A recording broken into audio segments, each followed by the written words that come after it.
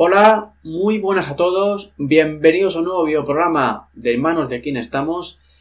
Bueno, en esta ocasión vamos a entrar ya en materia y vamos a empezar a hablar ya de los Iluminados de Baviera, los famosos Illuminati. Vamos ya, como digo, a entrar en materia y vamos a empezar dando 10 pruebas de que efectivamente estos Illuminati son reales, 10 pruebas de su existencia. Me he hecho aquí una pequeña lista para que no se me olvide ninguna y no me quede ninguna en el tintero. Empezar diciendo que la primera son, los presidentes que han matado, que se los han quitado en medio porque les molestaban.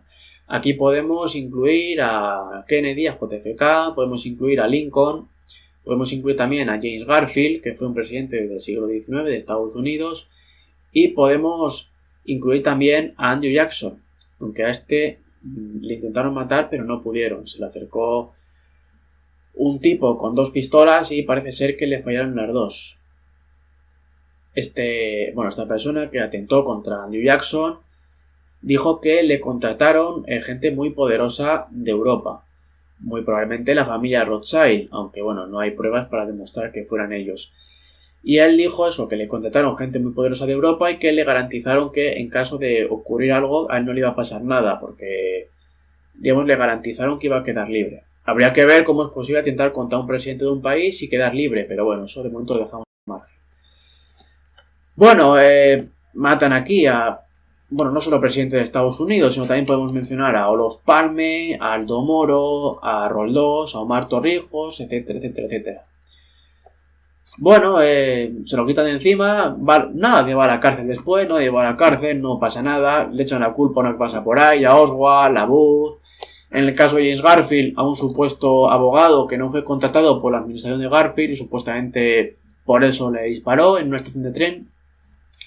Aunque luego la verdadera razón de que falleciera Garfield fue, que los médicos, con la excusa de buscar la herida para sacarla, empezaron a ampliarle la herida y al final se le gangrenó y falleció 3 meses después de que le disparase. Y como digo, no pasa nadie va a la cárcel, le echan la culpa a uno que pasa por ahí y se lo quitan de encima porque no les gusta o les molesta lo que están haciendo. 2. El caso Iran Gate o Irán Contra. Este fue un escándalo que surgió en los 80. Los que tengáis ya un poco de edad ya lo recordaréis, los más jóvenes no todos. Creo que pasó, Irán e Irak estaban en guerra y en un momento dado, estas dos naciones se preguntaron que por qué estaban, enfrentadas y tradicionalmente no habían tenido demasiados conflictos, eran naciones hermanas y demás. Y estaban a punto de firmar un tratado de paz. Y los estadounidenses, como les interesaba que esta guerra continuase, para vender sus armas, debilitar a 2 naciones y demás, le dijeron a Irán que no aceptara ese tratado de paz, que ellos les enviarían armas para, reforzarles y que ganaran la guerra a Irak. Y lo consultaron en el Congreso y el Congreso dijo que no, que de vender armas a Irán nada. Y lo que hicieron fue, a pesar del rechazo del Senado, ellos, sin el consentimiento y sin el conocimiento del Senado, vendieron esas armas a Irán para que el conflicto continuara. Pero esto solo fue la primera parte del Irán Contra. La segunda fue que con el dinero de esa venta de armas a Irán, financiaron las contras nicaragüenses que estaban luchando contra los sandinistas de Daniel Ortega en Nicaragua. Por eso se llama Irán Contra, de Irán y de contras. Y esa era la segunda parte, pero hay una tercera, y es que utilizaron, a estas contras nicaragüenses que estaban financiando para, traer droga a Estados Unidos, utilizando esas zonas controladas por las contras como, como una especie de zona, una zona intermedia, ¿no? Como una zona de paso hasta que la droga llegara a Estados Unidos. Entonces, hacían el peaje, por decirlo de alguna forma, ¿no? Hacían la parada ahí y luego entraban a Estados Unidos. Y esa droga entraba por el aeropuerto de Mena, en Arkansas. Y curiosamente, el gobernador de Arkansas en aquel momento era Bill Clinton, que luego sería presidente de Estados Unidos. Ya, de nuevo ya sabéis, cerrando el círculo. Bueno, aquí tenemos unos señores que hacen lo que les da la gana, trafican con armas, trafican con droga, a pesar de que el Senado dice que no, esto lo hacen, venden armas a otras naciones, cuando el Senado le dice que no lo hagan, financian terroristas, trafican con drogas, no pasa nada, nadie va a la cárcel, no pasa nada. Luego hay que tener en cuenta que un policía llamado Mike Rupert denunció también este tipo de cosas en el Senado y tampoco fue nadie a la cárcel. Nadie fue a la cárcel y no pasa nada. ¿Por qué? Pues porque están por encima de todo esto. Están por encima de las leyes y por eso no van a la cárcel. Y esta es una prueba de que hay una élite que está por encima de los gobiernos. 3. Relacionado con el primero, pues hay una gran cantidad de muertes, no solo de presidentes, sino en general, de músicos, actores, científicos, banqueros, médicos, físicos nucleares y demás, una cantidad brutal de gente que probablemente sepa demasiado y dedicaremos algún que otro videoprograma a hablar de este asunto. 4. El informe Iron Mountain de 1963. Este informe, el informe Iron Mountain sobre la conveniencia y deseabilidad de la paz, digamos, era un informe en el que se analizaba un mundo en el que no hubiera guerras. Un mundo, digamos, de paz. Y, bueno, si era, digamos, conveniente que hubiera paz en el mundo, ¿no? Digamos, para mantener una estructura y un establishment económico, un status quo, un equilibrio, entre comillas, ¿no? Porque es un equilibrio muy desequilibrado. Y ver si, digamos, podrían mantener todo eso en un mundo de paz. Y llegaron a la conclusión de que no se podía, de que la guerra era necesaria, pues, para ellos tener su equilibrio, controlar mejor las naciones y demás. Y entonces, en este informe, digamos que establecieron a la guerra y también al calentamiento global como enemigos necesarios. Y este informe tiene más de 50 años, el informe Iron Mountain. 5. Las cartas de Steve Jackson. Ya hemos hablado de ellas hace meses en anteriores videoprogramas. Dejaré en la descripción el link de la miniserie dedicada al análisis de estas cartas. Bueno, en las cartas de Steve Jackson, para el que no las conozca, fue un juego de cartas que desarrolló Steve Jackson a finales de los 80 y principios de los 90.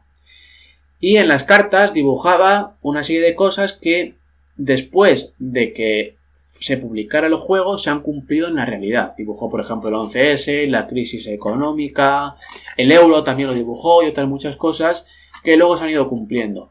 Hay que decir que a este señor, las oficinas de la empresa de este señor fueron asaltadas por el servicio secreto y, digamos, le incautaron documentación y ordenadores y demás. Habría que preguntarse si esto, digamos, está relacionado con el hecho de que tuviera alguna información o algo, porque claro, los aciertos son más que evidentes. Y que el servicio secreto entre así en las oficinas de tu empresa, pues no es algo normal. Yo no me imagino al servicio secreto entrando en las oficinas del inventor del parchís. No me lo imagino. Entonces, si entraron y le asaltaron y le robaron documentación y ordenadores, pues por algo sería. Luego pues tuvo los juicios, casi se arruina y al final el juego de cartas, pues al final vio la luz. Y las cartas las podéis encontrar, en Google las podéis encontrar sin mucho problema. Pero como digo, dejaré en la descripción la miniserie donde analizamos las cartas de Steve Jackson. 6. Las cartas de Albert Pike. Las cartas que escribió Albert Pike a Giuseppe Mazzini en el siglo XIX. Bueno, para quien no los conozca, estas son unas cartas, pero no, de unas cartas de correspondencia, de unas epístolas que le envió Albert Pike, masón del grado 83, a Giuseppe Mazzini, también masón del grado 83. Son unas cartas del siglo XIX en las que, mejor dicho, le describe 3 guerras mundiales que van a suceder pues en momentos posteriores. Bueno, describe la Primera y Segunda Guerra Mundial perfectamente y describe la tercera como un evento, ¿no?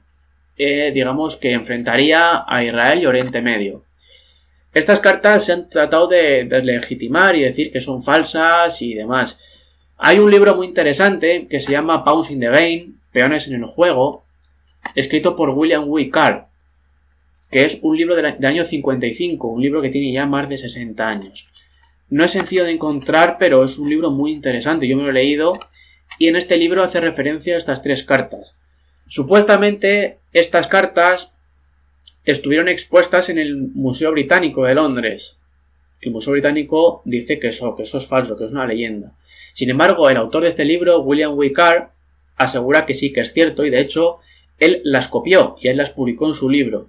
Y pues eso, habla de la carta, de esas cartas donde se habla de la Tercera Guerra Mundial que enfrentaría a Israel y Oriente Medio. Y lo escribe en el año 55. Hay que tener en cuenta que en ese año, si había un evento a nivel mundial, iba a ser entre la Unión Soviética y Estados Unidos.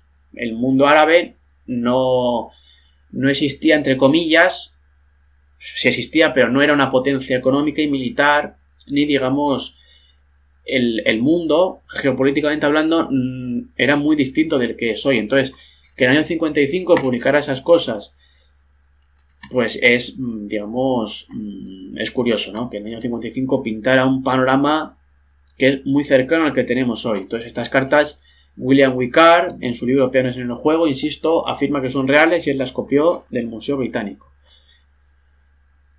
7. Las falsas banderas, los eventos que ya sabemos quién los provoca, ¿no? El famoso problema reacción-solución. Bueno, ya sabéis que ha habido muchos, la quema del Reichstag, que hizo Hitler, por ejemplo, si una falsa bandera. Tenemos la Operación Gladio, que ya es conocido y demás. Bueno, son cosas que ya hacen que ya sabemos, pues no lleva a la cárcel, no pasa nada, ya sabéis, ¿no? ¿Por qué? Pues lo hace gente que está por encima de las leyes, es decir, estos iluminados. 8. Es el proyecto MKUltra, el proyecto de control mental MKUltra. Bueno, para el que no conozca lo que es el MKUltra fue desarrollado después de la Segunda Guerra Mundial, a partir del año 45, cuando científicos y importantes cargos militares nazis llegan a Estados Unidos a través del proyecto Paperclip y continúan sus investigaciones, pero trabajando para, bueno, pues para, ya sabéis, para quién, para la CIA y todo esto. Y desarrollan este proyecto de control mental de MKUltra. ¿En qué consiste? Bueno, consiste, digamos, en conseguir que una persona se vuelva un zombie a través de tortura, de electroshock, con el LSD y demás, para convertirlo pues, en un zombie, una especie de robot que, digamos, haga lo que tú digas, pero sin saberlo. Es en la película El candidato de Manchuria Candidate. La película, tanto la antigua como el remake de Denzel Washington, pues hablaría de este tema. También otra película que se llama Teléfono, de Don Siegel, que trabaja Charles Bronson, también, digamos, hablaría un poco del MKUltra de una forma encubierta, pero sería esto. Vamos a dedicar algún vídeo al proyecto MKUltra porque es un tema interesante, pero quiero, digamos, prepararlo bien antes de hacerlo. Bueno, esto es real, hay documentación, de hecho salió Bill Clinton hablando sobre esto y pidiendo perdón, o sea que esto es real. O sea, hay gente que han experimentado con gente, los han convertido en un zombie, bueno, tampoco ha ido nadie a la cárcel y demás. Hay muchos testimonios por YouTube, tienes a Duncan O'Finian, que es un super soldado, y otros muchos, a los que en los canales pues no le dan mucha visibilidad, no le dan mucha... Pues no hablan mucho de ellos, pero bueno, podéis buscar a Duncan O'Finian y a otros muchos que hablan de ese tema porque lo han sufrido. 9. Tenemos la simbología de la élite iluminada que aparece por todas partes, en las películas, las canciones, las letras de las canciones, los videoclips, los logos de las empresas, famoso haciendo siempre el gesto del ojo, de la pirámide y demás, descarado, bueno, la simbología nos rodea, ¿no? Y bueno, por último, en punto número 10 sería, digamos, organizaciones como el Club Bilderberg, el CFR, el Consejo de Relaciones Exteriores, la Comisión Trilateral y otros menos conocidos, como por ejemplo el Comité de los 300, el Consejo de los 33 o el Consejo de los 13 del que hablaba John Todd. Bueno, aquí tienen reuniones, políticos, presidentes y demás, no nos cuentan lo que dicen. Aquí va, por ejemplo, Albert Rivera, de Ciudadanos, que habla de transparencia, pero no se le aplica el mismo porque no nos ha contado de lo que hablan en Bilderberg. Y bueno, se reúnen allí, no nos cuentan lo que pasa. Dueños de medios de comunicación han asistido durante décadas y no han dicho nada en los periódicos. Y bueno, se ocultan ahí, toman sus decisiones al margen de la gente. Y bueno, no pasa nada, ningún político es juzgado por traición ni cosas por el estilo y demás. Esto sería otra prueba, los iluminados existirían. Bueno, hasta aquí el videoprograma de hoy. Hemos dado bastante información al respecto. Voy a dejar algunos links en la descripción, como he dicho. Vamos a seguir haciendo vídeos al respecto. O sea que si eres nuevo, suscríbete porque vamos a seguir haciendo vídeos y dando información al respecto. Y nada, un saludo a todos y nos vemos en el próximo videoprograma.